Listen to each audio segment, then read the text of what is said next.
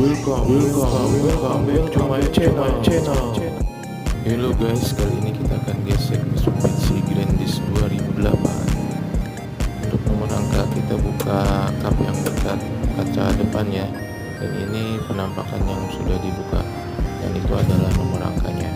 Untuk nomor mesin bagian ini ada di tengah, di bawah, di dekat sambungan knalpot.